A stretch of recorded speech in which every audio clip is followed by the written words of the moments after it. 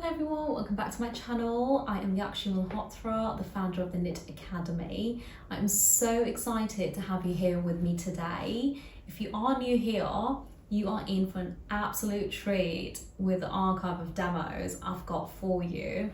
So I've got over 200 tutorials, yes, that's right, 200 tutorials up on my website called the Knit Academy if you are looking to learn the more technical aspects of knitwear. So we add demos every single month on there to help you out with learning more about knit, and the information I've got up there is not available anywhere. So we've got pattern cutting, we've got technical packs, we've got linking, we've got a whole archive of swatches to help you get started on your journey. So we've got a lot of beginners guides as well. So make sure that you go check it out. And finally, make sure you subscribe to this channel and show your support. Other than that, enjoy knitting. Hello everybody, welcome back to my channel. Today we're going to be working with a very simple stitch, which is tuck stitch, but our focus is going to be on working with a variety of yarns when you are developing tonal knits. Okay, so the color palette today is going to be pink because I've just got a variety of fibers in this color for some reason, but the focus again is to understand how to combine these different yarns together with a very simple stitch. So combining the stitches and yarns in the most effective manner. So I really hope this is very useful to you, and if you've got any questions, do let me know in the comments or do send me a message on Instagram, whichever's easiest for you, and happy knitting. So we start off by casting on a few needles and knitting a few rows. Now the first combination of yarns that we're going to be using is 4-ply merino wool and 4-ply mercerized cotton. So if I just show you the yarns, so that's the mercerized cotton and we've got the wool. Okay, so you can see that they're pretty similar in color, but of course the mercerized cotton has a bit more shine to it than the wool does. So the wool is a bit more matte, and I almost feel like wool can be quite dull in its colors, whereas cotton is quite crisp. So I am going to just start off by doing a simple tuck layout. Like I said, cast on and knit a few rows, and on your carriage, move your holding counts onto hold position. So for me, it's going to go from 2 to 1 on the left and 2 to 1 on the right hand side. If you are using a brother, I think you should just have the one count which goes from N to H. Any other makes, just find it in your manual. On your needle bed, go ahead and push forward 2 needles every 2 needles. Okay, so we're working in a set of 2, like so. Now, the first tip I'm going to give you is, of course, using different finishes of yarns. Okay, so like I mentioned, we are using a wool and we are using a mercerized cotton. So the finish of the 2 yarns is very different, and we're going to see how much of a difference it actually makes. So my tension is on 5. I'm using 1 yarn for the base, which is normal knitting, and then the other yarn for tucking. Okay, so I'm doing 4 rows, and once you've done the 4 rows, push these needles forward whilst holding the stitches down because it might actually fall off. Go back to normal knitting, so go back to 2 on your carriage, swap back over to the wool and knit 2. So you can see that is of course in the same sort of tonal palette, but you can see the difference. You can actually see the stitch itself. It doesn't get too lost within the wool. So we are going to just do some more. So we're going to push 2 needles again, but on the sets that we haven't tucked on in the previous rows. So again, I'm going to move my counts onto hold position, and I'm going to knit 1. So I've just dropped a couple of stitches. I'm just going to leave, I'm just going to ignore that. So knit 2, knit 3 and knit 4. Push your needles forward. Again, I've made another mistake, but we're just going to ignore it. and cams back to normal knit position. And we're going to change over to our merino and knit a couple of rows again. Okay, again, you can see the difference in the two. So I'm just going to knit a couple more rows in the merino. And then I'm just going to repeat what I've done, just so we can have a bit more of a pattern to compare the yarns. Okay, so changing back.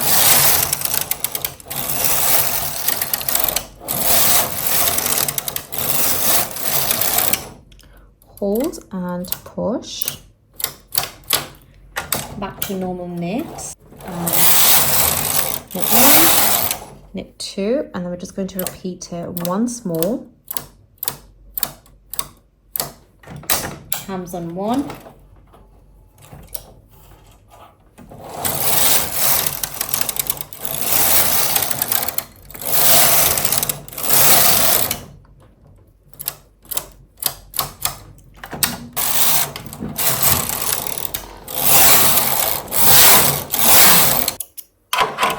So that was tip number one, which is using different finishes of yarns to do your stitches. Again, you can see it on the front of the knit as well. The second tip would be to use different weights of yarns. Okay, so I'm going to swap my wool over to 2 ends of sewing thread. Now, it's technically not a yarn, but you can use something really fine as well. So it does not have to be the sewing thread. It can be a very, very fine yarn. The whole point of this is to use a very different weight to the one that you're going to be knitting with, okay?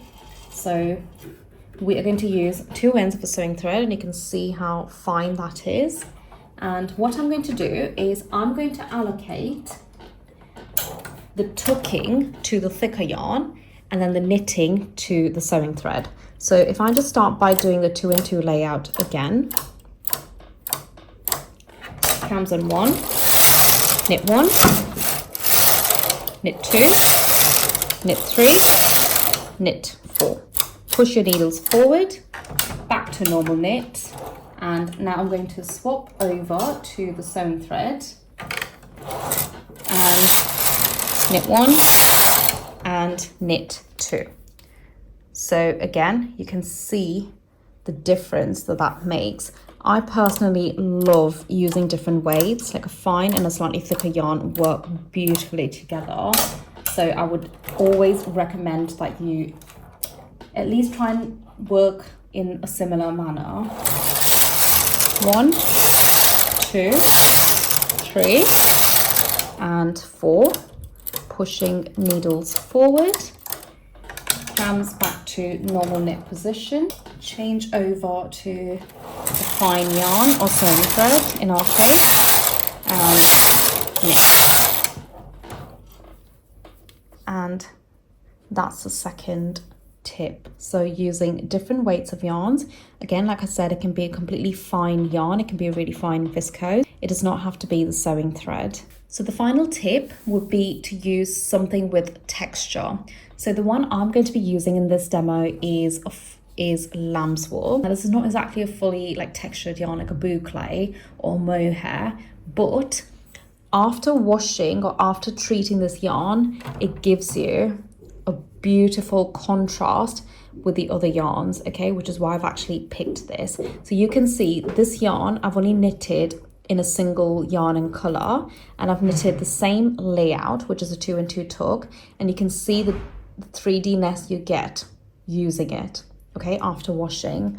So that's what we are going to be doing. So again, I'm just going to show you the difference in pre-wash and post-wash, okay? So I'm going to use this with, I'm going to use it with a mercerized cotton actually, and I understand that it's the same weight, and like I said, I usually don't advise to use the same weight yarns, but in this instance, it actually will be okay because one of them is going to felt. So we are going to either tuck with the mercerized cotton or tuck with the lamb's wool. So I think what I'm going to do is I'm going to tuck with the mercerized cotton again. So 1, 2, 3, 4, pushing our needles forward, and I am going to knit with a lamb's wool, but I'm going to knit on a slightly looser tension, okay, because when you wash it, it tightens up quite a bit. So I'm going to knit maybe on a 7, knit 1 and knit 2. So I'm going to knit 4 rows, and I'm just going to repeat that a couple more times. 1, 2, 3 and 4, and back to normal knit, and now in the lamb's wool. 1, 2, 3, 4, and I will leave this here. So this is the outcome of the demo that we've just finished, and you can see the differences in the swatch by simply following the 3 tips that I've mentioned. Now the one above here with the lamb's wool is of course not washed, so I would encourage you to try out some felting wool or lamb's wool or even cashmere if you've got some on hand, and wash it to see the difference or the effect that you get within your knit. So that's the one that we've just demonstrated, but this is another example of what we've just covered. In this swatch here, we've done the same layout, which is a 2x2, but we've used wool and we've used a metallic viscose. And you can see the difference. Again, the swatch is quite tonal, but because of the difference in the finishing of yarns, you get a very beautiful outcome. And then this is similar to what we've just covered. Again, it's just thick and thin yarns using the same technique. And this is solely about the texture of the yarns. So using a yarn like this, which is quite hairy and slubby, the technique actually gets lost. So I would avoid using overly textured yarns and try to use yarns that have more of a definition to them, depending on the technique that you're using. So I would just say experiment before you start to like plan a whole garment or plan a whole project. Experiment with the yarns and see what works,